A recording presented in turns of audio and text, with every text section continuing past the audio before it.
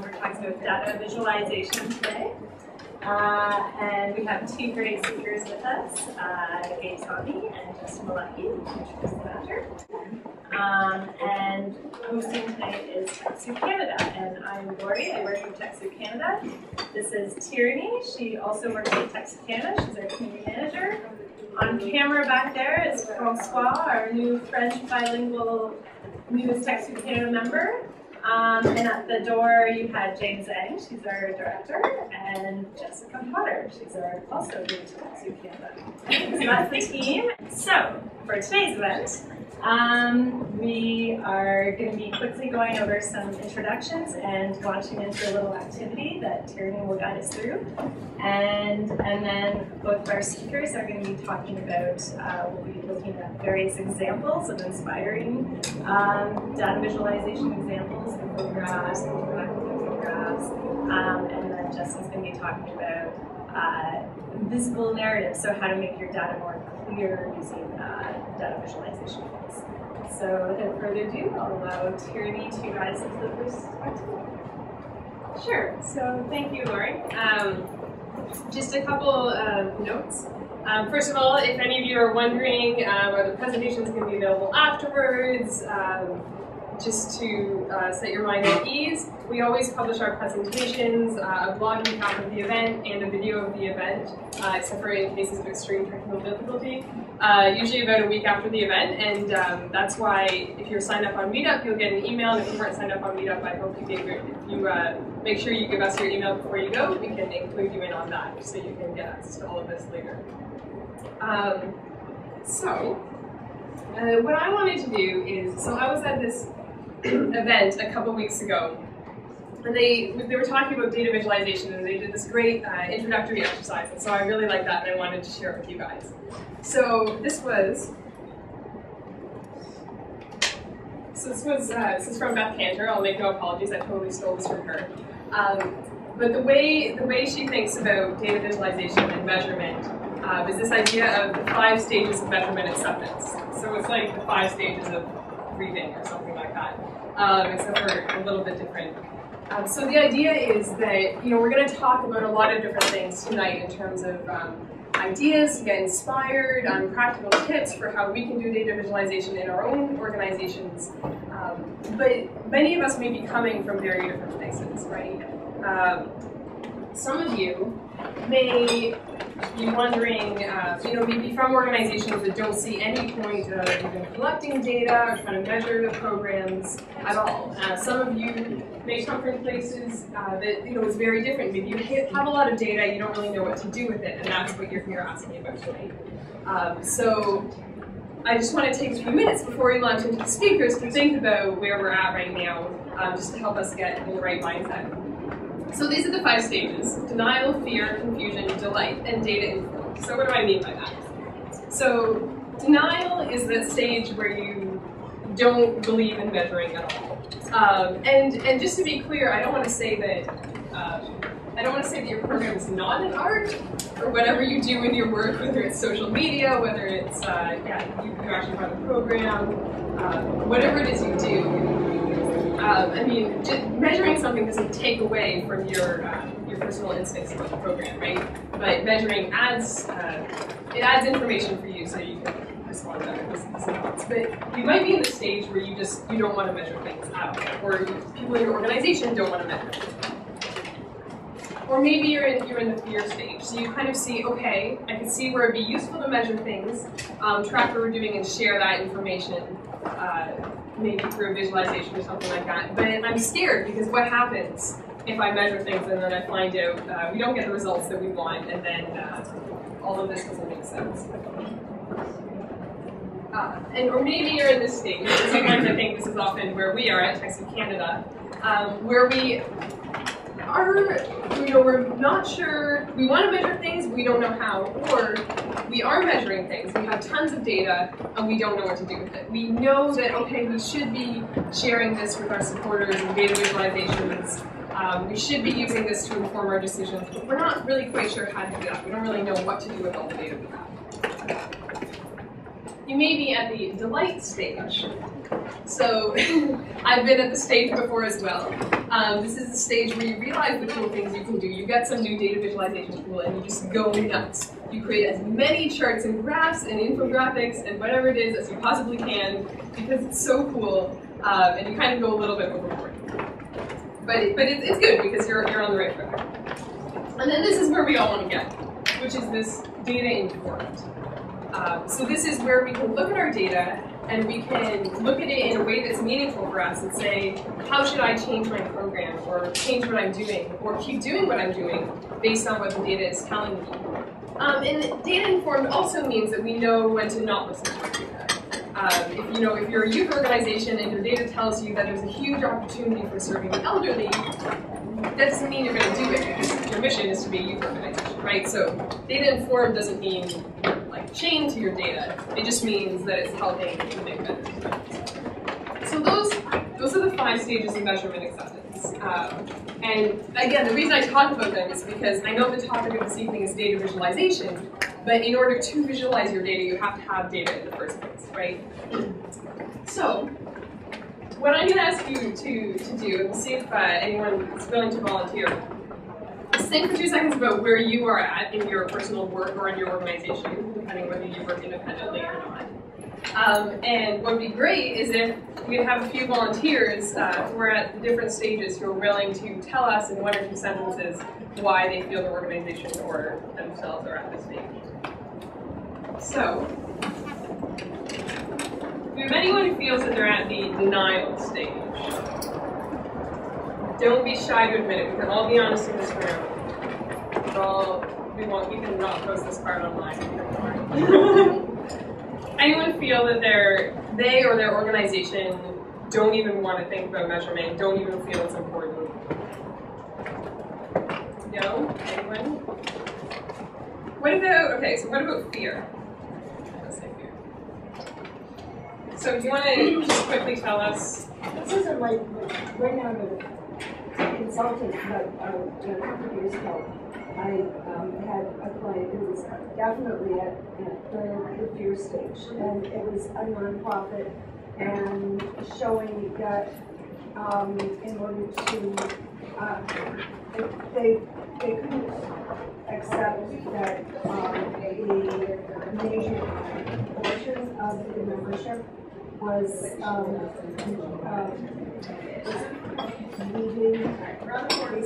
leaving the building because their major membership was between 55 and 60.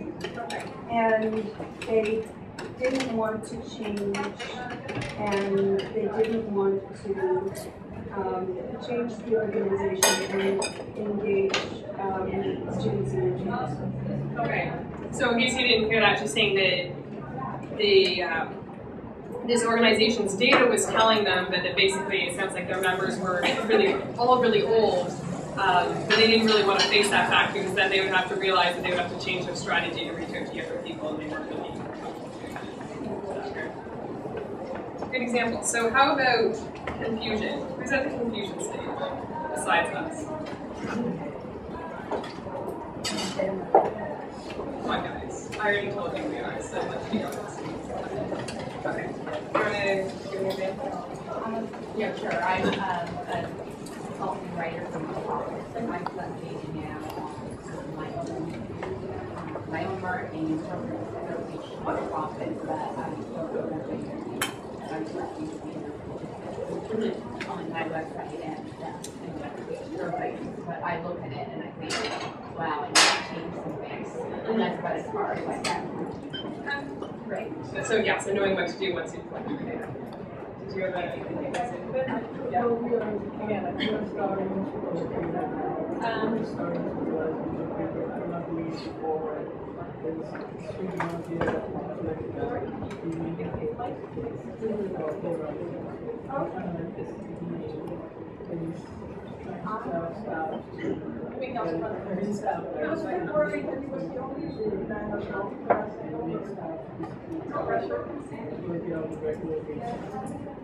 Right, so basically the idea of just sharing that the organization is at the beginning stages of collecting their data, They've kind of got this idea that they should be collecting data, that it'd be useful to collect data, but a lot of the challenge is getting those staff in the habit of collecting data and getting them to buy into this idea that it will be useful.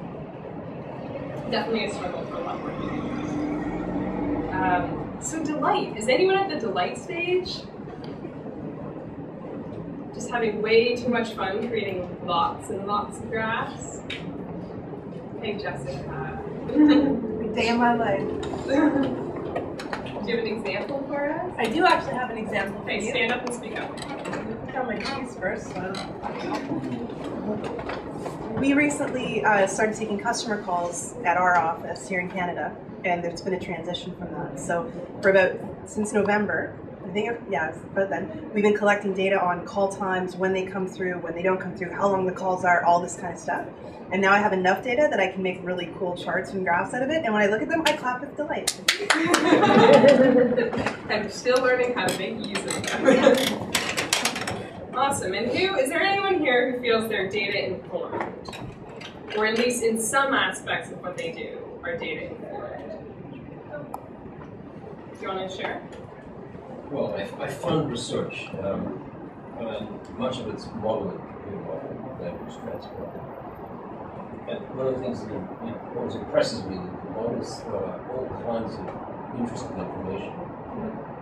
And when I discuss that with researchers, they tend to say there's no way of visualizing it. So I'm kind of looking for new ways, clues I might get.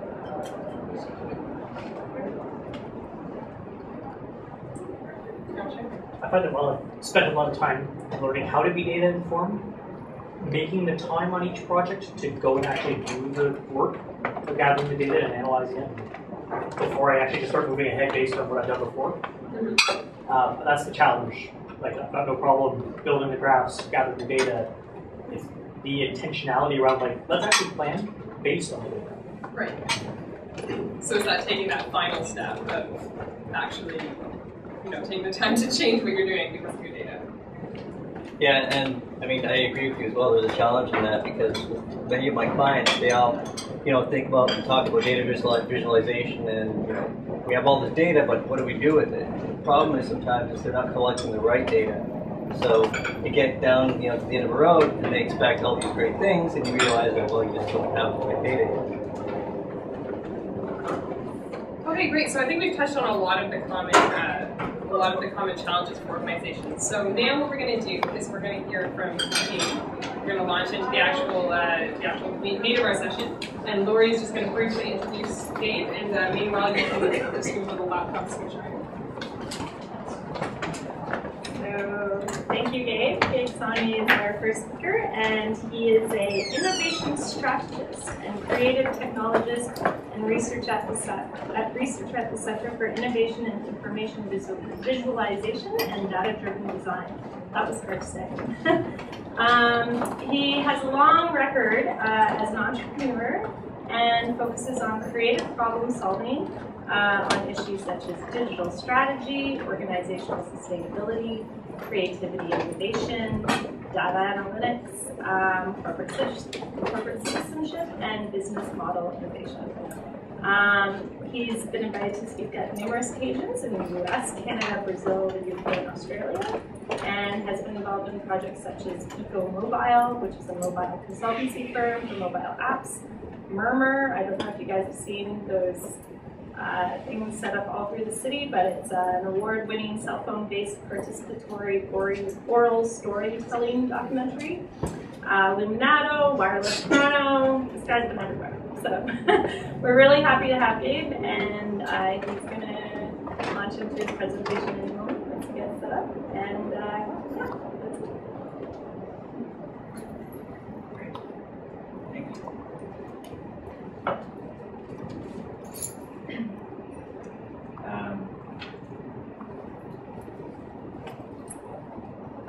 So thanks for having me, and thanks for coming out, everyone.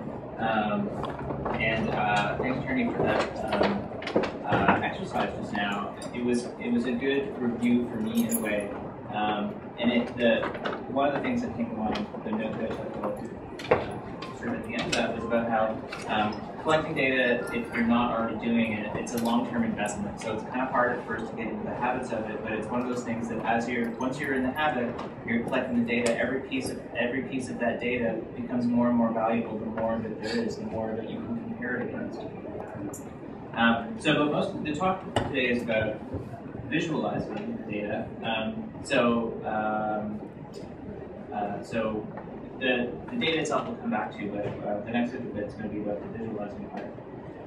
So I have a couple questions first. I'd just like to know if there are people here who have created a visualization for data visualizations. Now, could you put up your hand? I just want to get a sense. Like, okay. Does that mean myself or does using a graphic artist? I'd say, yeah, no, yourself. Yourself, or either that you managed it or that you actually did it. Okay, that's good. So him. How many of you have created a PowerPoint presentation or something like that? So like pretty most of it. And there's some overlap. There's some overlap there. PowerPoint is in a lot of cases it's a visualization tool. It's a bit different than how you imagine it. How many people identify as designers? A couple. And as developers? Oh, okay. Thanks for that. Thank you for indulging me. So a little bit about myself. I mostly identify as a designer, though sometimes also as a developer. I will need to keep.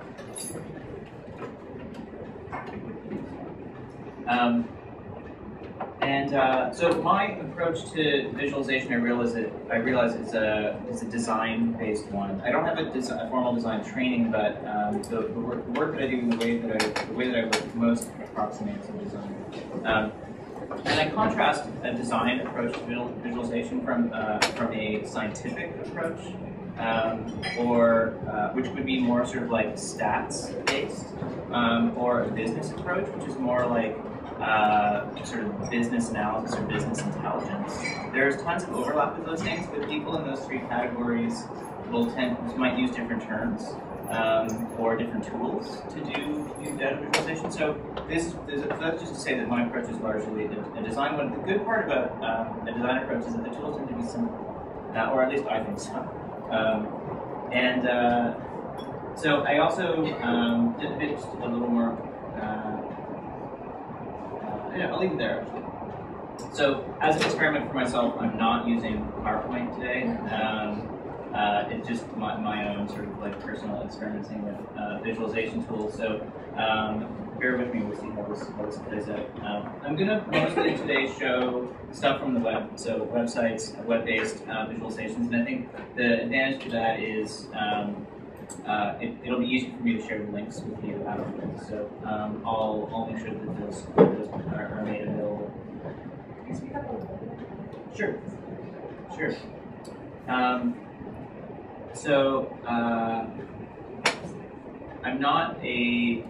I do have a master's degree in design, but I'm not a theorist or an academic.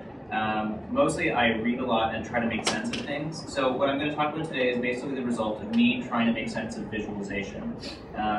It's a subject that I've been interested in for a long time, and for the past few years have dove into it more to really try to understand what it's about and wrap my head around it. So I hope it makes sense to you too, and if not, ask me questions later. So the first thing is, what do we mean? What do we mean by visualization, or what are we talking about here? What's the scope of this? And it's really quite big. Often we will think of stuff like this. So this is a blog post that has tons of just like infographics that we think are cool. And so we've all seen these sorts of examples. I hope you can see that. Often large images, really kind of dynamic imagery, sometimes using different techniques to identify different parts of what's going on. These kinds of graphics that are sort of collaging things together. I assume that we've all seen images like this, diagrams of different sort. So these are really popular these days. They're very eye-catching. They sometimes tell a great story. Other times they're kind of confusing. But these kinds of visualizations are really complex. They're not necessarily data complex, but design complex. These were all created by people who have graphic design training, they tell great stories, but they often take a lot of work or a fair bit of cost if you're not yourself a graphic designer to produce. Other kinds of, I'll go through a few different visualizations at first to get a sense of the scope of what we're talking about. So this is an example that people who have done some research into visualization will recognize. This is an image called Napoleon's March by Edward Tufte. And Tufte is recognized as one of the sort of big figures in visualization. And this is, if I recall correctly, this is basically the Napoleon's troops going from, I'm not sure where, into Russia in the winter of 1812, 1813. And the size of the line, the sort of beige or green line, the width of it is representative of the number of troops that went into Russia, and the black line is the number of troops that came back out. And what the idea here is to demonstrate what a tragic disaster that campaign was. And it's really one of the strengths of this graphic, besides that it looks quite nice, at least on paper, it's a bit grainy on screen. Is that it contains, it's very information rich in that you get a sense of the geography, you get a sense of the quantity, the number of troops, and you get a sense of the time, and you get a sense of the temperature. The piece along the bottom is showing what was really problematic about that winter was it was very cold, and so that was one of the main reasons why there were such heavy losses. Classic example in visualization. You may have seen this, may recognize this image. It's from a TED Talk, or a project, and a TED Talk by this guy, Hans Rosling. And Gapminder is the organization that he works with. They work on using data to understand the world better. If you haven't been to their website or watched that video, I recommend it. It's a powerful example of the storytelling capacity of data visualization. And then here's another example that's quite the website is called Gapminder, and the guy's name is Hans Rosling. So this is essentially a cartoon, but it's by someone who often makes sort of tells visual stories. And this is a really big image. It's designed to not fit on your screen at one time, and it's a representation of it's a way of representing the depth of the ocean. And to get a sense of scale, I mean, often visuals, these kinds of infographics are used to help us understand scale, because it's a kind of information, a kind of complexity that's really hard for us to comprehend. So comparing the depths of lakes and then different parts of the ocean, how far down different kinds of animals go, and then where we find oil. It's a great little great little image and gives it this sense of like sublime of sort of understanding something that might have been quite hard to represent or to understand. This is one of an example that I found that I quite like, and maybe relevant simply if you're depending on the kind of work you're doing. But it's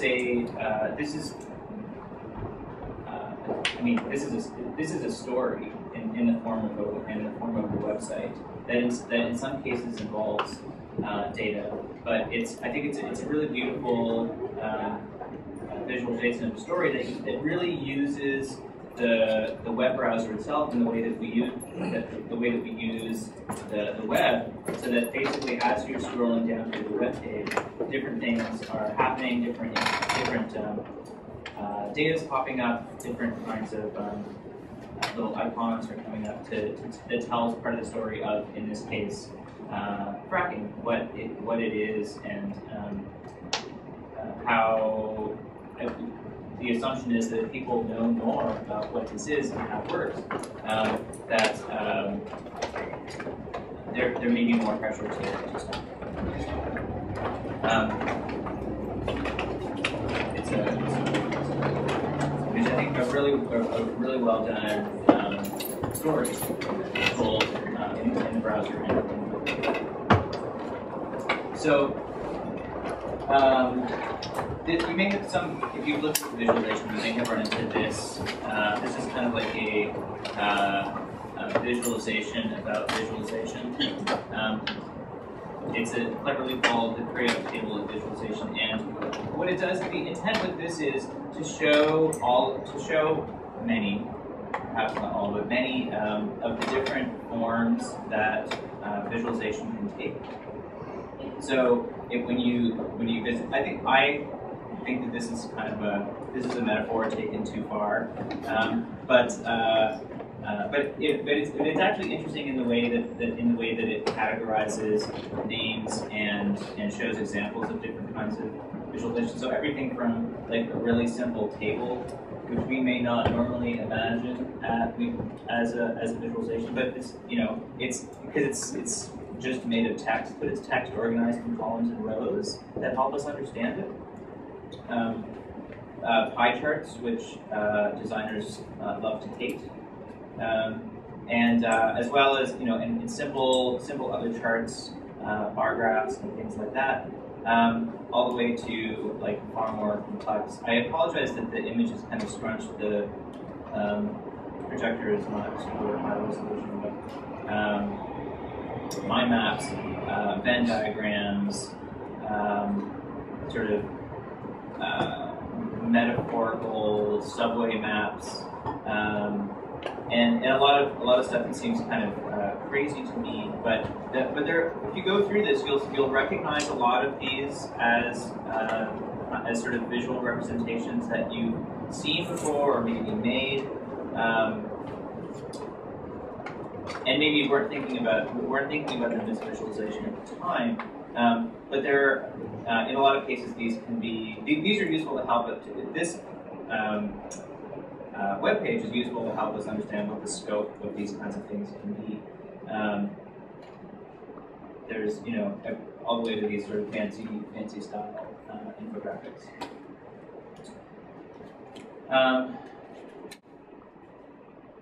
So then I'm going to show a couple of interactive visualizations. So this is an interesting one. This is sort of a random selection. I didn't try to come up with the best ones or anything. But ones that I've sort of run into recently that I think are interesting and illustrative. This one is by GE, the big, huge company. And what they've done here is they have gone through and basically, they've gone through all of their annual reports since 1892, and picked out all the words, identified what page those words are on, and set this up so that the image that you see, that kind of weird shape, is from 1892 to 2011. The height of it represents how many pages there were in the annual report that year. And then as I go down and click on these words at the bottom, it highlights which pages that word appears on. So what this lets us do is see basically a map of which words, well, literally which words are on which page of which end of the annual report from which year. But it also, if you take a look at it, it gives you a sense of how, what GE's sort of priorities have been and how they've changed over time. You can see how some words become more popular. You can see how some words like innovation seems to mostly be in the first half of the annual report, whereas something like growth is more spread around. Things like how renewable is mostly the word that they've been using more recently, while energy is one that is a word they've been using for a long time. This doesn't prove anything. Obviously, it's a fairly simple kind of analysis. But depending on what kind of question you're asking, a tool like this can be really valuable.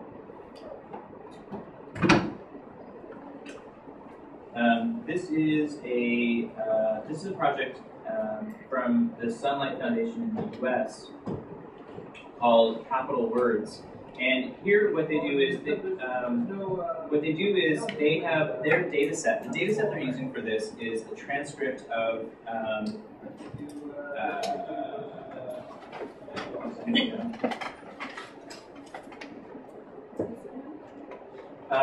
good guess. No, it's close. So I think basically C-SPAN. I don't know exactly. I'm guessing that it's it must be it's all legislative records, both national and state. So basically, what's at Hansard's? Is that what they're called? Yeah. And what they do is they analyze words, the presence of words in those. So a little bit like the last example, only a completely different kind of visualization, where they're comparing. So in this case, the word global warming versus the word climate change, and how and the occurrence of those phrases over time from 96 to the present. And so global warming here is kind of red, and climate change is orange.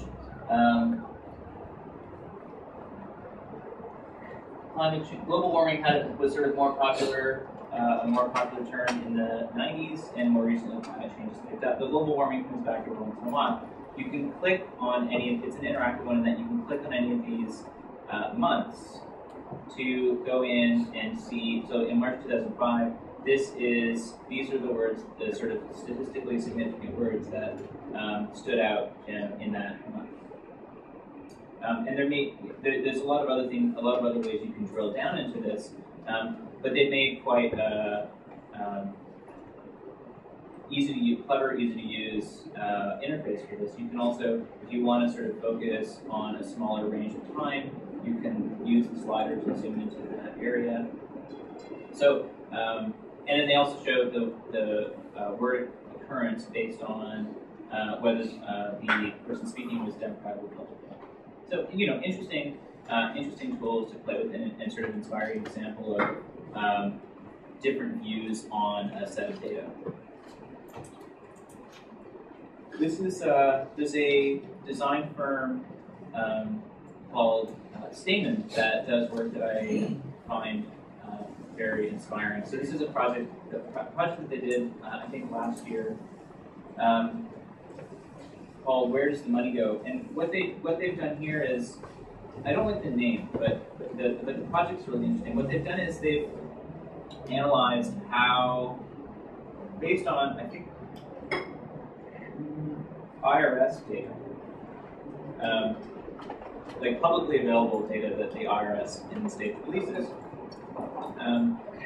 migration. So when someone moves from one county to another, there's record of that, not of the individual, but on an aggregate basis. And so what they've done is they've visualized that data. So you can click on any county in the U.S. and it'll show you the green line, the blue lines indicate, or blue indicates that people leaving, and red indicates people. The blue indicates people coming, and the red indicates people leaving. And so you can see from San Juan County, New Mexico, what are the other counties in the U.S. that people migrated to or from, and so you can see some interesting patterns depending on where you look, and it gives a really interesting regional kind of some counties have suffered much more than others over the past few years, and so you see the ways in which where people are coming and going to and from, and how different parts of the country are connected.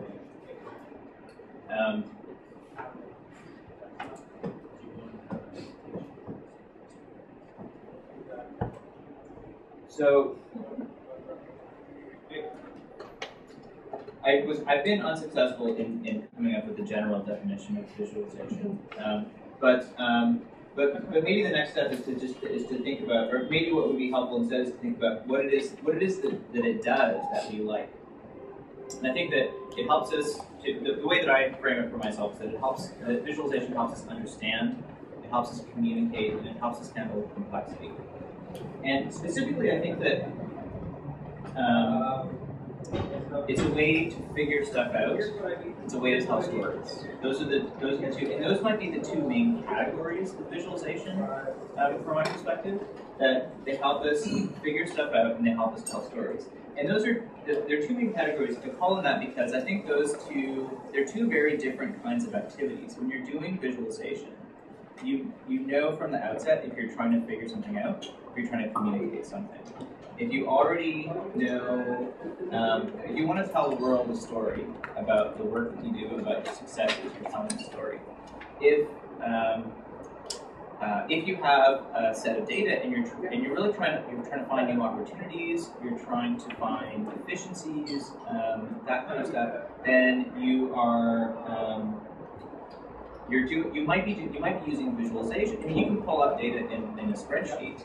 That may not always give you answers, but as soon as you start graphing it, as soon as you start applying different kinds of visual techniques to interpreting that data, that process might help you answer some questions about what's going on, might help you find patterns that you didn't recognize before, and it might help you make decisions about what to do next. So the examples I showed are mostly in the telling stories category. They're publicly available on the web, and so these are visualizations that are trying to convey some kind of message or share some kind of information with us. Normally, when you're doing visualization for the purposes of figuring stuff out, you keep it to yourself, right? So you don't try as hard to make it look pretty. You just try to make it have meaning for you, which might be very different from the way that you tell it in order to have meaning for the public. You gotta get notified. Okay, sure.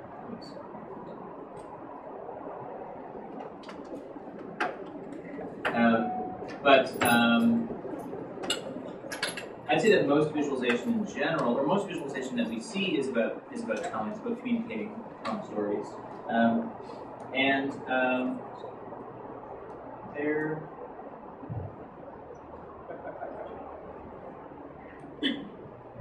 I'll come back to that. So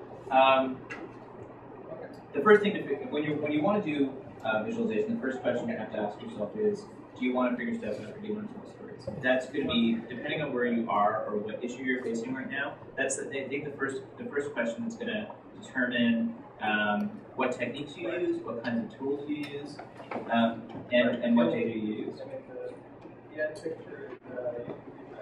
Okay, yeah. So this is a really simple example, completely random example.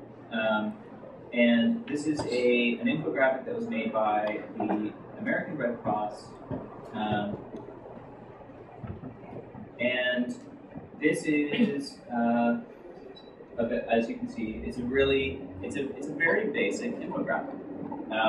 They've got a bar chart, they've got these icons and these numbers, and they've got a map, and they've got a clock.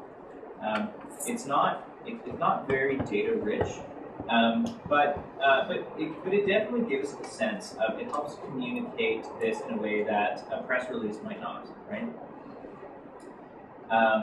This would be fairly straightforward to put together.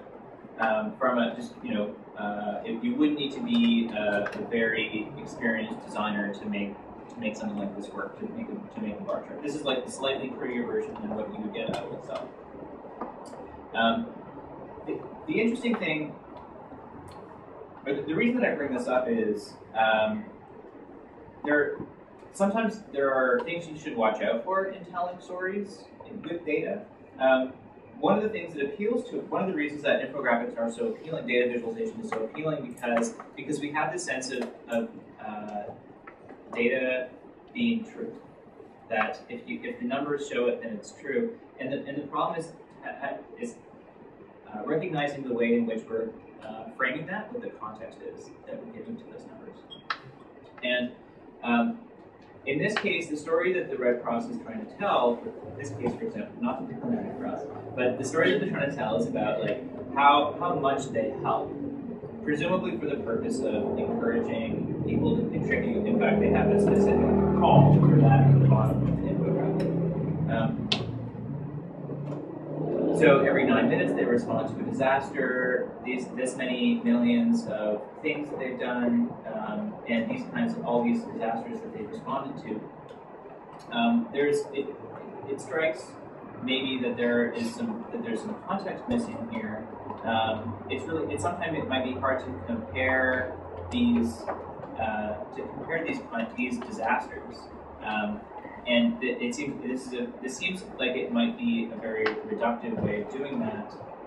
Likewise, there's a bunch of numbers here, but I don't know how those necessarily correlate with those disasters,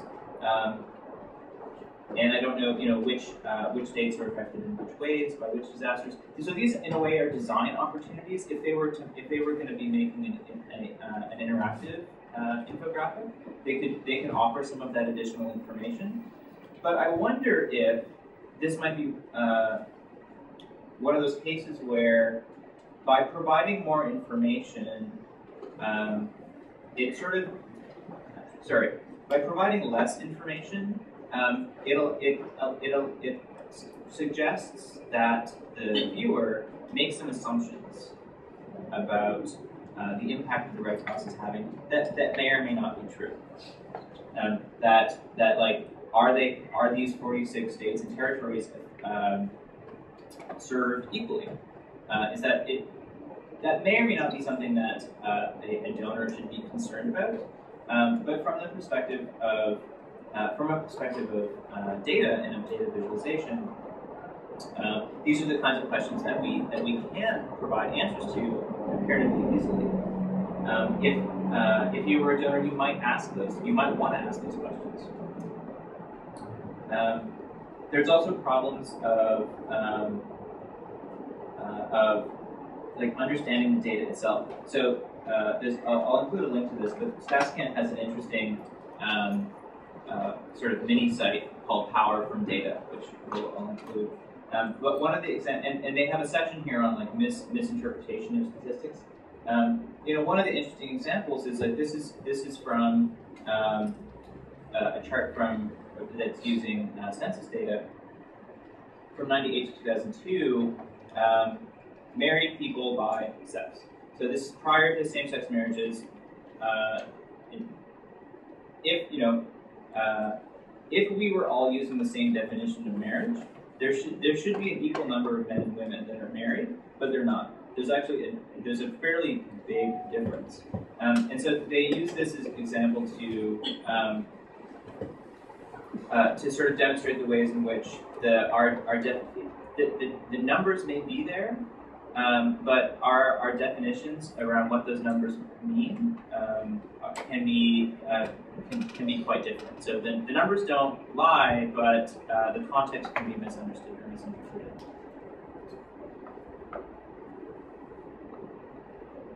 So to help, my intent with this is to help those who want to know more about visualization to know how to approach it, to not be intimidated by working with data or visualization, and sort of get a sense of what the first steps might be to do that. All you need to start is some data and a story to tell or a question to ask. Beyond that, it's pretty hard to generalize because of that huge breadth of types of visualizations that exist and the sort of infinite breadth of reasons why we might want to create a visualization, or the kinds of story that we might want to tell, or a question that we might want to answer with it. But once you have, what you don't need is, what you don't necessarily need is a fancy tool. There are a lot of tools, websites that promise free, beautiful infographics. You just plug in your data, those will work if the visualization that they're offering you is the kind that your story needs. So that's something that you need to watch out for. The best tools to use are the ones that you already know. And Justin's going to talk a little bit about using tools that you might already know to create better visualizations. At a more advanced level, you might want you may want a graphic designer. You may want a statistician. If you want to get into really advanced stories and advanced graphics and advanced interactions. And just a final piece, and we can talk more about this if you have questions about it, but about managing data. And that I know it is a really hard thing to do, having like hundreds of Excel sheets in different folders in different places in different versions. But it's, in order to make the data useful, it's got to be accessible. You've got to keep it close at hand. The stuff that you need to be accessible easily. And you need to find a way to keep it organized. If you are, you'll know it if you're not. You'll know it if you're not organized. You'll have that feeling, right? And if you don't have the data that you need to answer the questions that you have, or to tell the story that you want to tell, you've got to find a way to get it. That might require some change, and that might be hard, but it might also be crucial to your project, to your mission. I'll leave it there. So our next speaker is Justin Malecki, and Justin is a renewable energy researcher and analyst for Advisors, which are their offices literally right next door here. He also holds a PhD in physics from the University of British Columbia. He's written 9 publications for leading academic journals and received many awards for his academic performance, but last year left his academic career to focus on solutions for the world's energy needs by Advisors. And since then, he's been writing a lot of reports and doing a lot of data analysis and creating lots of data visualizations, which is what brings him here today. And aside from doing all that great work, he's Toronto's premier melodicist and community street band. If you have a question about that, just ask him after. And he also likes prize money. All right, so Justin. Woo! Thank you very much, Lori, for the fantastic introduction, and thanks, Gabe, for some fantastic examples. None of what I do are going to be nearly that pretty. That's okay. That's why I'm here.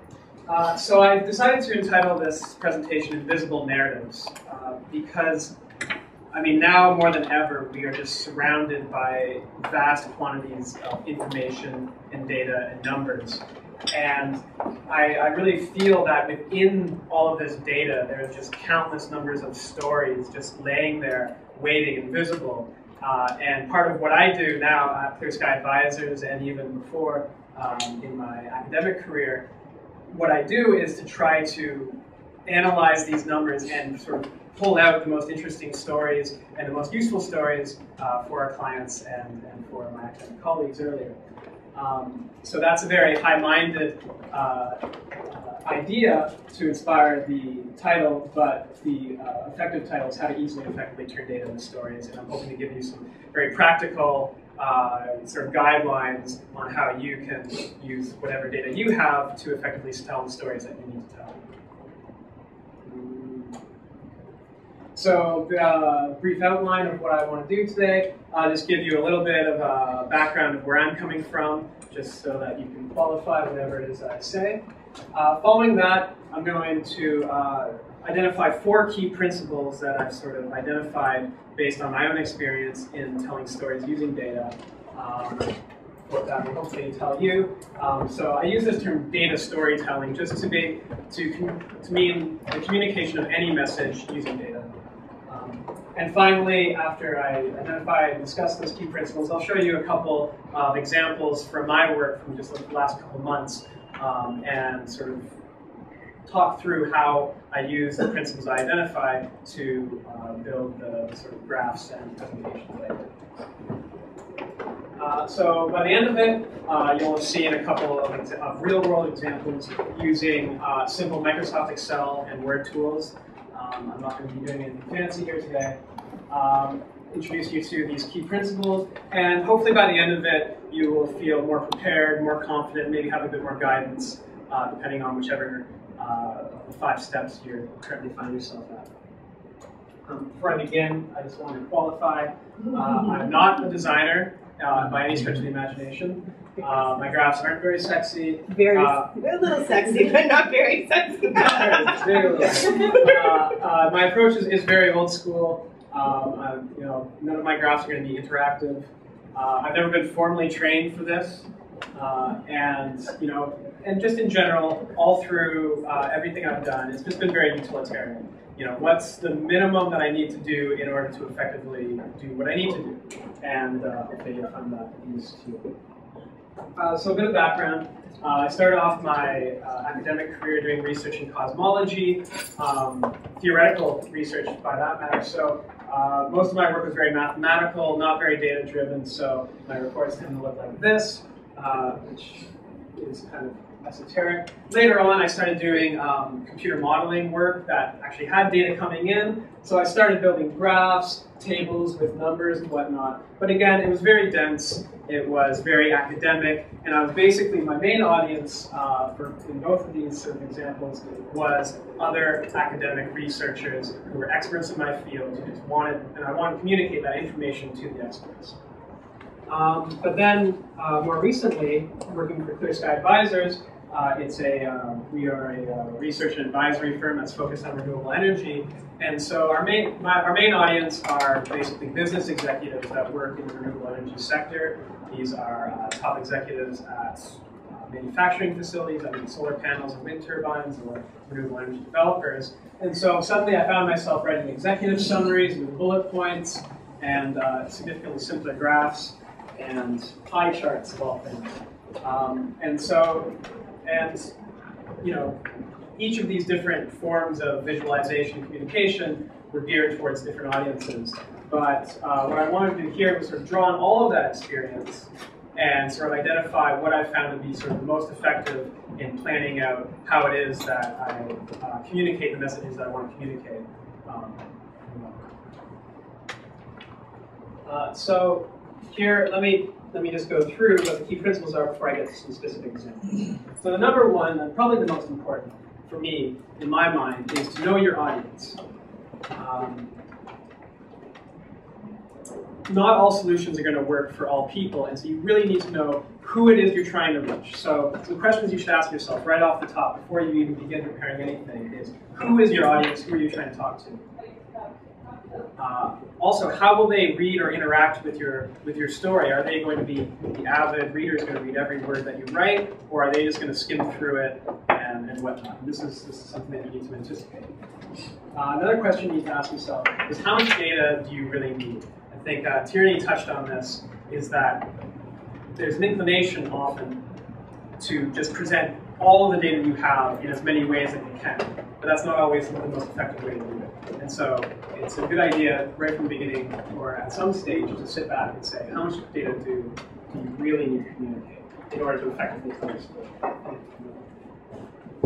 The second principle, know the story or stories you want to tell.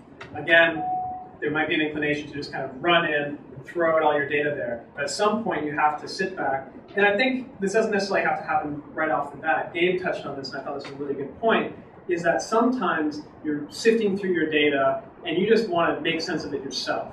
And in that case, you can just throw out graphs and stuff. You don't have to give it too much thought. And that's not really what I really want to talk to you today. What I'm talking about today is that sort of final product, when you actually put something out and want to communicate to someone else. How do you do that? And at some point along the line, after you've kind of sifted through the data and looked at it and made some sense of it in your own mind, you have to ask yourself, what do I want to say? So some questions along these lines are, what are the key points that you want to convey? And what data do you need to tell that story? And then the follow-up questions after this would be, do you have that data? Is it easily accessible? Can I get that? But the point is, for both of these, you should know all of this sort of before you start, preparing that final version of your graph, or you can start thinking about what graphs to include or tables or how to present it. The third principle is to have your graphics independently tell your story. For me, what I try to do whenever I make a graphic or present some data is just by looking at the graphic, will my audience know what it means within 5, 10, 20 seconds? Without reading anything else that I've put around it. And if the answer is yes, then I consider that to be a very effective form of data communication. So the question is, will someone be able to understand this? If they're skimming through your article or website or whatever, they just look at my graph, will they understand what it means? And I think Gabe gave some fantastic examples of just graphics that speak for themselves. And will your audience need to sift through and read other bits, and is it difficult for them to understand what it is you're trying to say? And finally, the final principle is to only include that which adds to your story. Once you've identified the story you want to say, the key principles you want to communicate, and I think in general, the simpler that story, better in most cases. When you prepare your graphics, when you present your data, only include what you need. So some questions along these lines. Have you included anything that just is completely unrelated to what you're trying to say, that you included just because it looked cool or you thought you might need it? And are there any elements of your graphs that distract from those key principles that you're trying to communicate? Is there anything that's distracting from the main story that you're trying to tell? And finally, of each element in your graph, whether that's the type of graph you use, shapes you use, colors, textures, of every single element, depending on how much time you have, ask, does this help me tell the story that I want to tell? So these are the 4 key principles, and I'll throw them up at the end. Of course, they'll be available online. But I just want to dive into 2 examples taken from my work in the last little bit, and just kind of and walk through those principles again and how that helped to inform what it is that I did. So here's the first example is an article I wrote for our blog. Clear Sky Advisors has non-white blogs, which I've published several articles. And so this one happened to be about New Jersey's solar market. And I certainly don't want to get into the subject matter because it can be rather dry for those who are in the industry. But the first question, who is my audience? In this case, it's the target people who work in the solar industry or wind industry or renewable energy industry in general, or those who are highly interested in it. This is not a blog for the general audience. We're speaking more to either our clients or who might be our potential clients or whatnot. And so this is my audience. The second question is, how will they read or interact with my story? Well, it's an online blog, and so chances are they're going to be given a very casual, quick reading unless they happen to be specifically interested in this specific topic. I'm going to assume that it's going to be very casual, cursory reading. There have been many studies on how people interact with blogs and websites, and the number of words that are actually read in any one article is frankly small. So I wanted to take that into account before I begin. And finally, how much data do I really need? So this is not one of my sort of full, complete reports where I really try to get in and explain something. Basically, what this article came from was taking one essential data point from one of my reports and expanding it into a full story and kind of fleshing it out. So in terms of how much data I need, it's not much at all. And you'll see basically the extent of the data that I included for this story. And I'm purposely not showing you the graphic or the graph until later on, because these are all things that you should be addressing before you actually get to that stage. So I kind of want to give you a bit of background before I show you what it is that actually go beyond the headline. So the second principle was know the story you want to tell. And the first question I had there was, what are the key points that you want to convey? So for me, well, let's get some bit more specific. Basically, New Jersey had set a certain target for how much solar they wanted to install, and within the last couple of months, they had recently surpassed it. And so the story was to first convey that message that they had surpassed it and will continue to surpass their goals for the next 5 years, and then discuss the consequences of what that may have. And so that was the basic story I wanted. New Jersey has passed their goals, they will continue to do so, and what are the consequences? Very basic, and this is what I wanted to convey. What data do I need to tell this story?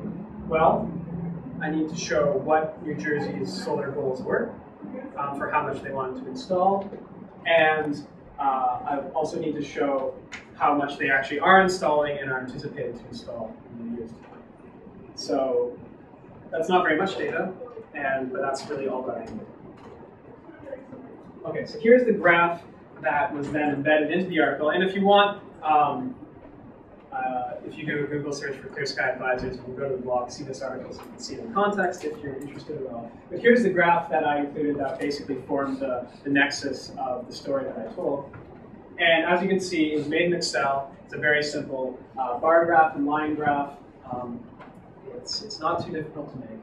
And just to walk you through what I'm plotting here, and again, I don't want to spend too much time on this, but we have sort of the years from 2011 to 2016 along the x-axis, and then this is just a measure of how much solar energy is going to be generated in the state.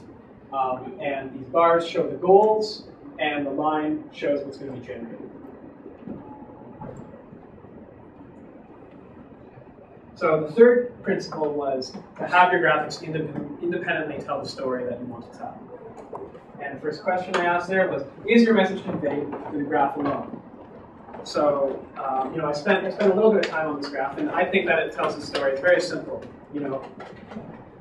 Here's the targets. Here's what's actually happening. One's higher than the other. That's the key message. Second, does the reader have to read the text to understand the graph? For people who are, informed about at least a little bit about the solar industry and whatnot, certainly not. They'll know what gigawatt hours are. The fact what's an energy year? Well, that's a technicality. But other than that, at least I tried my best to really have it be a standalone graph.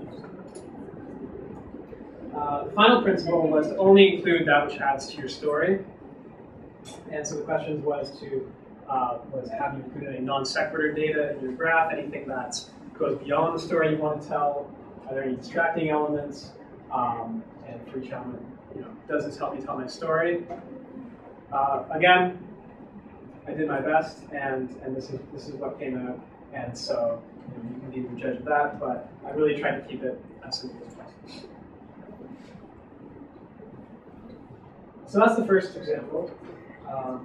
And the second example is completely different. And this was basically a story I want to tell about solar modules in the roof panels, a solar panel distribution in Ontario.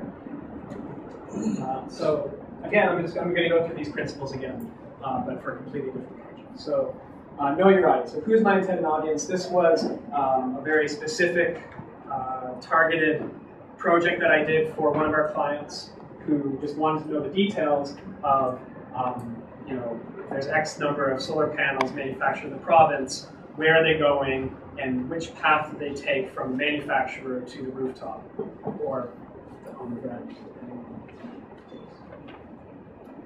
How they read or interact with my story? Well, I mean, they asked me very directly for it, so you know, I'm going to assume that they're going to take it all in and really read every word and have a very detailed reading of what it is that I do.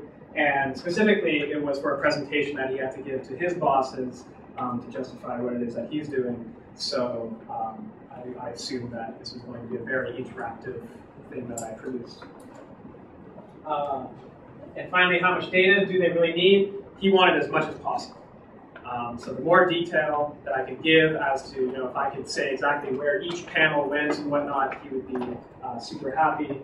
But of course, you know, I have to find some balance, but it was as much data as possible. Although now that I think about it, maybe not. In terms of the presentation, given that he wanted to use this in a presentation to his bosses, there was a balancing act that had to be done so that he could convey the message that he wanted to in a simple way. So this is actually true. It's not as much as possible. There was a balancing act to be had. The second principle is to know the story you want to tell. So some of the key points that I want to convey, well, basically to give him what he wanted as accurately as possible, how many panels are being manufactured, and through what channels are they going. Yeah, what data do I need?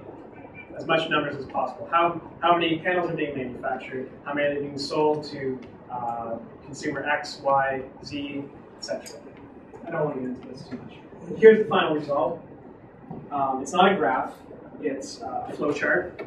I created this in PowerPoint, just using basic shapes, text, nothing fancy. And for the purposes of saving my butt, I didn't include any of the actual numbers because the data that we do produce is proprietary. So X's and Y's are numbers, but I assume most people don't care about that anyway. So basically, just to walk you through this, so here is just the sum total of manufacturers, and there's a certain number of megawatts that they produce. Then those go through certain distribution channels, either directly to developers and other people, or the people who are installing it, or it goes through a distribution channel through some third party or distributor before reaching the installers. And then finally, there's the end market, which is segmented into 3 different categories. I won't get into the details of what those are, but this is how it ended up.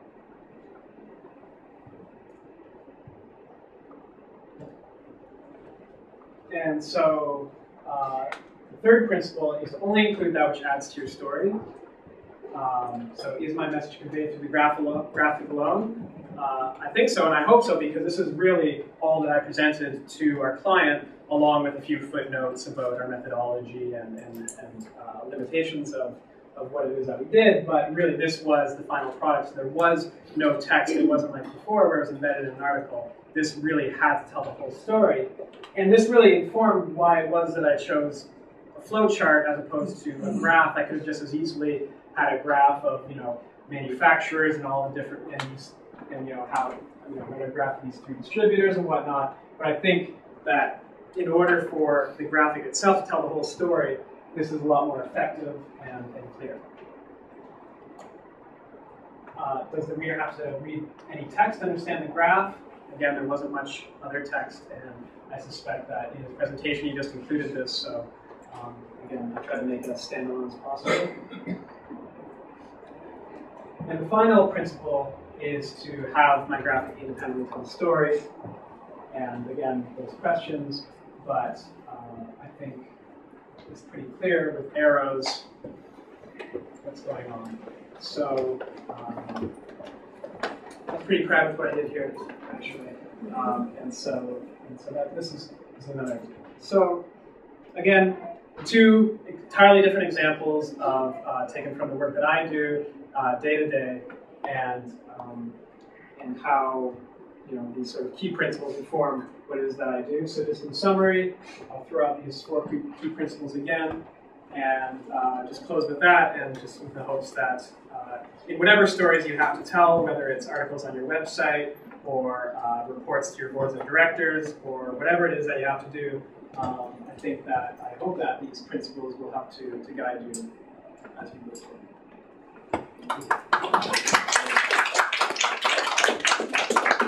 Thank you, Justin. So again, do we have, we do have time for a couple questions if anyone has some questions for Justin or for Dave. So is there anything anyone's wondering about? In each of these stories, we're trying to include one graphic for each story over the subsequent developments of the graphic. So in the two examples that I gave, there was only one graphic that was included in the final product. That's certainly not the case for most of what I do in terms of sort of full reports that get distributed to our clients. They're often very data graphic rich. One of my first projects included 108 PowerPoint slides, most of which had one graphic on each. So it's usually the case that there's multiple graphics, but here I just wanted to present some slides. Jay talked about telling this finding using data for the illustration to find what you need information or to tell a story. So what I'm wondering is what happens when the story that you create visually for your client isn't the one that they like? Do you mean the information is one they don't like? They just don't like what you're telling them? They can't handle the truth? or is it more so you don't like the way that you tell it? Well, what's your experience? I've certainly had the can't handle the truth experience for sure. Especially when you try to gauge market share and stuff, and so if they have an inflated sense of their importance in the market, that can happen. But yeah, in terms of data visualization, I mean, so Gabe talked about how he was coming at it from more of a design perspective as opposed to the scientific or business side of things. And in these two examples, it's very much a business audience I'm talking to, who I think are very used to standard ways of data visualization. Pie charts, bar graphs, line graphs. Simple ones, mind you, but they can read them very quickly. So there's sort of this common knowledge for our clients that if I show a bar graph, if I show a pie chart, my experience has always been they know exactly what I'm talking about. And so my job's pretty easy. However, although there have been cases, I should say, where I've included too much data. A graph that was too complicated. I mean, I was going to include one here, but decided not to. But so I guess the most common problem that I have in terms of that is that it's too complicated because I spend all of my time looking at this data, and what I take for granted, my audience doesn't. So I really, the main complaint that I have in the way that I present my data is that sometimes it's too complicated. If I could comment to that, we had an experience today at TechSoup where Jane quickly looked at Google Analytics to see, we're using Google Docs all the time to create documents, and we always think that we're sharing this. And she produced a quick graph that showed, actually, we produced 600 documents that we weren't sharing. And we were like, what? We did that? Really? And so it was like this data visualization that we were appalled to see at how bad we were at sharing our own data with each other, and we thought we were really good at it. So I think anytime, any visualization that shows you something that you're doing wrong is an opportunity just to improve. And so hopefully in any of the data you're collecting, like that's the purpose of it, to make a change or a change in direction or a better decision, or if you show that to your funders or your board that this is the truth, and what are we going to do about it now? So sometimes it would have been impossible for us to have surmised that conclusion without that quick graph that, you know, Google has all these great tools to do that very quickly and hardly have to do anything. And now will change. We're going to share more, and we're going to get rid of all these random documents that we produce where you don't know how or why or what they're doing there. So that was super useful. So I think that's the thing. All of this is just useful, and you know, to play around and be brave, I suppose. Yeah. Hi, this question is for both of you. I'm wondering about that moment when you're first moving from your data set to deciding what kind of a visualization you want to use. The examples that Justin gave were both really natural fits, I think. If you're talking about where something goes over time, from beginning to end of a process, of course a flow chart springs to mind.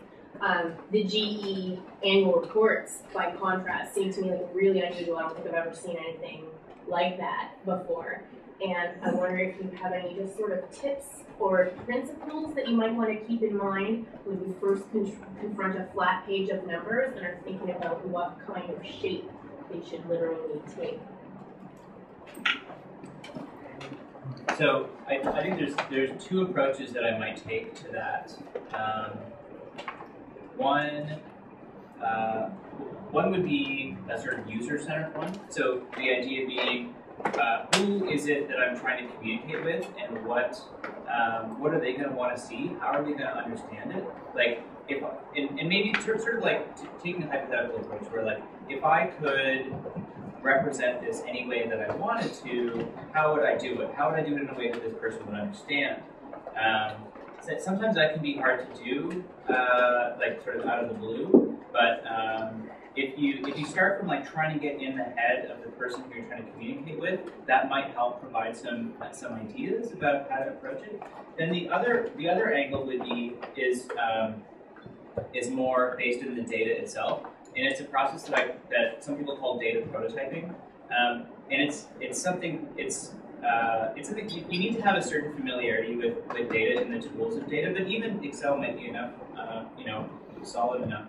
And the idea is that you just kind of play around with it, and that's easier to do if you have a smaller data set. It's really hard if you have a lot to deal with, but you can start trying to import it into different, kind of like just run through the whole like gallery of examples in Excel or whatever, and just try and see what happens if you make it a pie chart, see what happens if you make it a bar chart, see what happens if you make it a histogram, and see what happens if you make it a whatever some kind of plot, and see if any of those things sort of spark an idea as you're going through it. Be like, okay, if I did this, but if I stripped out this, if I filtered it for this, and then color coded it by that, then we're starting to get somewhere. And then that sort of iterative process of playing with it, you don't try to make it look pretty yet, you just try to make it tell a story. And then once you have a sense of what form this should be in. So I think that sort of iterating on it that way is it's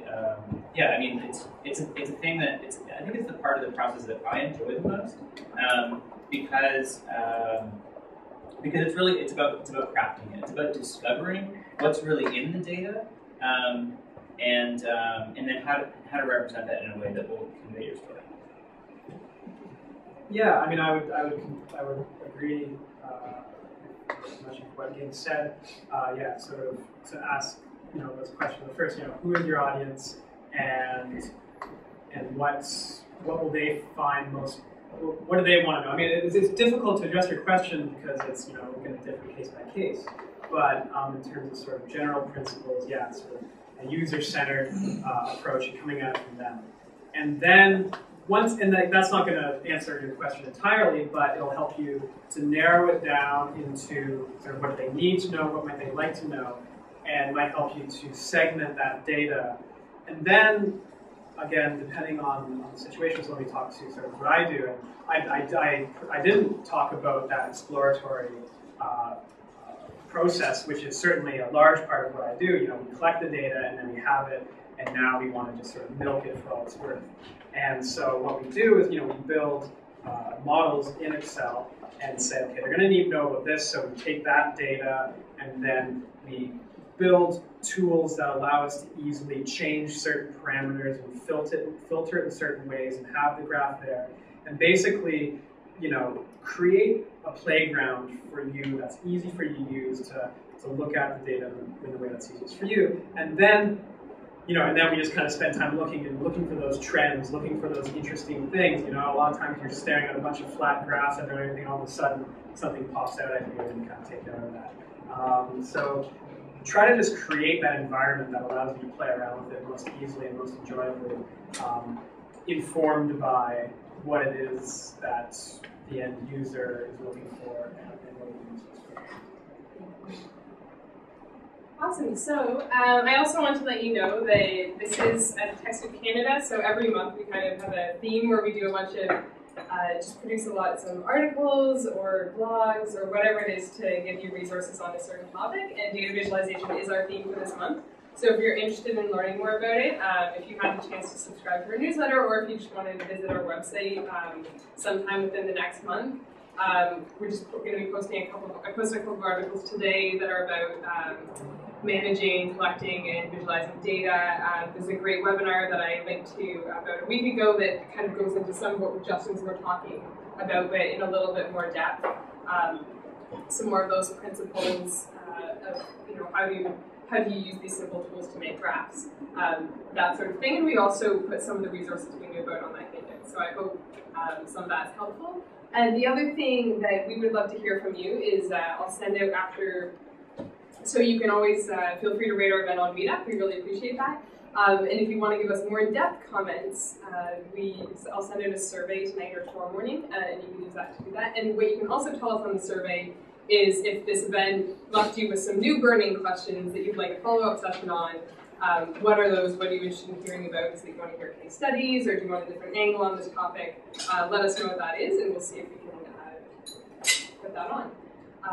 And otherwise, yeah, I mean, you're welcome to hang around, network, and if there's any food, enjoy that. Otherwise, I want to say thank you to Justin and Gabe again for joining us this evening, and thanks all for coming out.